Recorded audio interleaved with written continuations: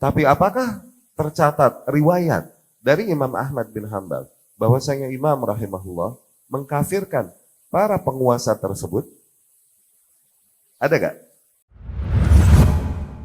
Awas, ahlu sunnah tidak mengkafirkan para ahli bid'ah secara umum. Oke? Dikarenakan bagaimanapun para firqah-firqah ahli bid'ah yang berada di 72 kelompok, di selain satu kelompok ahlu sunnah kan 72 kelompok. Bagaimanapun Rasul sendiri sallallahu alaihi wasallam yang mengatakan iftarakat ummati, itu masih umatku. Ya? Jadi mereka secara umum masih muslimun. Ahli bid'ah, yakni mereka yang tidak mengambil jalan atau metode beragama sebagaimana salafus saleh, itu secara umum masih muslim. Tidak kita mengkafirkannya. Namun ada tokoh-tokoh pembesar-pembesar intinya, okay? Ulama-ulamanya yang menyebarkan kepada manusia ideas menyimpangnya itu, okay? Yang telah didirikan hujah di atas mereka, diingkari, dijelaskan kekeliruannya dan lain-lain. Nah itu bisa sampai titik akhirnya kekufuran. Bid'ahnya membawa dia kepada titik kekufuran. Ya, bid'ahnya membawa dia sampai kepada titik kekufuran bisa tokoh-tokohnya itu. Jadi bedakan antara menghukumi tokohnya dengan menghukumi awamnya. Beda. Ya. Adapun awamnya secara umum, maka sebagaimana kita katakan tadi, tidaklah kita mengkafirkan manusia dengan kebid'ahannya, gitu ya. Kecuali sampai kondisi dan titik tertentu pada individu-individu tertentu, dan para ulama yang ada di zamannya pun sampai titik mengkafirkannya, maka kita pun mengikuti apa yang dikatakan oleh para ulama rahimahumullah. Seperti Ghailan Al-Qadari, Bishr Al-Marisi, ya kan? Kemudian Ma'bad Al-Juhani, orang-orang yang pertama kali membawakan ide bahwasanya takdir itu enggak ada. Nah, tuh, dia nih yang pertama kali ini. Gitu. Dan dia yang menyebarkannya di antara para manusia, padahal udah didirikan hujah ke atas mereka. Tapi masih denial, masih membangkang dan berkeras di atas kekeliruannya. Inilah yang terjadi. Adapun para pengikutnya, sekeras apapun mereka di dalam mengikutinya, maka terhitunglah mereka awam. Tidaklah dikafirkan. Sekeras apapun mereka di dalam mengikutinya. Sekeras apapun dalam artian, mereka mengingkari para ahlu sunnah sekeras apapun, tapi mereka pengikut, tetap dihitung pengikut.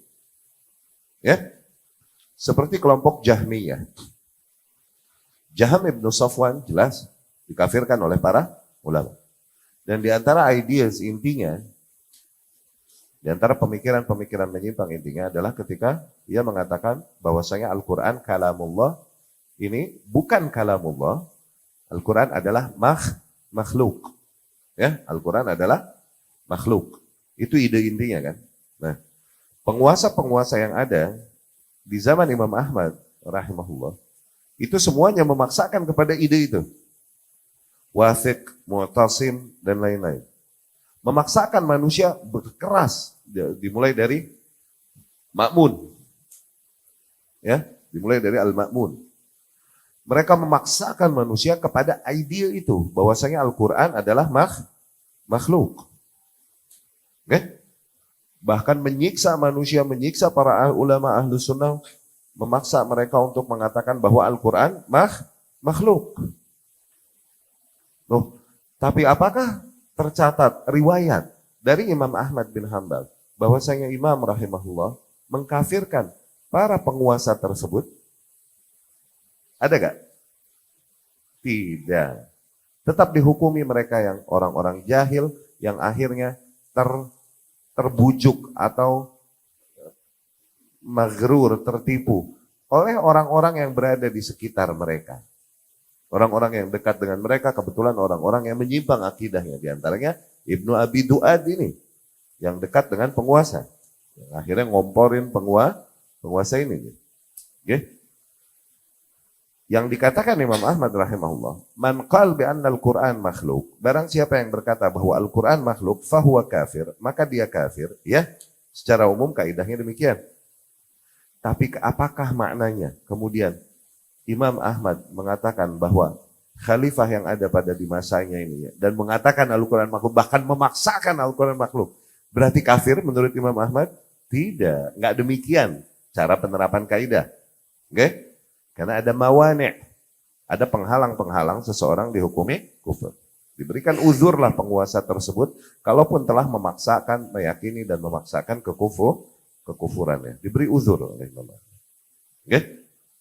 Dan ketika Imam Ahmad berhadapan rahimahullah, berhadapan dengan para tokoh-tokoh Jahmiyah dan membantah kesesatan mereka semua, dan kemudian sampai mereka berkata, berarti gitu, kalau kau kafirkan kami, kalau kau mengatakan bahwasanya pendapat kami adalah pendapat yang kufur, berarti kau mengkafirkan kami.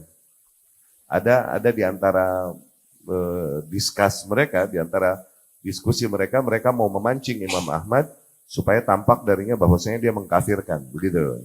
Oke? Karena dia mengatakan kayak ini, yang barang siapa yang bilang Al-Quran itu makhluk berarti kafir, begitu kan? Ada diskusinya dengan beberapa orang sampai dipancing demikian Imam Ahmad. Berarti kau mengatakan bahwasanya kami yang mengatakan dan meyakini bahwa Al-Quran makhluk berarti kami udah kafir, begitu? Begitu. Imam Ahmad rahimahullah menjawabnya dengan cantik. Dia berkata, dia mengatakan menyebutkan sebuah kaidah yang menyelamatkan mereka dari kekafiran, tapi di satu waktu menghinakan mereka juga. Beliau rahimahullah berkata, "Ana lau qultu bihi la kafart." Aku, kalau aku mengatakannya, aku kafir. Karena aku alim, aku mengetahui hakikatnya. Amma antum, adapun kalian, lam takfuru, kalau kalian mengatakannya, lau qultum bihi, lam takfuru, kalian tidak jadi kafir. Li'annakum indi juhal. Karena kalian, bagiku nih, kalian ini cuma orang-orang jahil. Dapat gak? Satu waktu menyelamatkan mereka dari kekufuran, tapi satu waktu menempatkan mereka pada posisinya biar tahu diri, lu jahil. Dapat gak? Hah? Gayanya Imam Ahmad rahimahullah. Jadi demikian. Nah, adapun tokoh-tokohnya ini, pentolan-pentolannya ini, penyakit-penyakitnya ini, memang para ulama sampai titik mengkafirkan mereka sudah. Inna kanu ala riddah. Tuh. Riddah ya ini kasus murtad. Kasus terbatalkannya keislamannya. Itulah bahayanya bid'ah yang membawa manusia kepada kekufuran dan kesyirikan. Itu kebid'ahan. Bid'ah pelakunya juga, hukumnya tentunya levelnya beda-beda. Ada awam hanya pengikut, ada panitianya, nah begitu.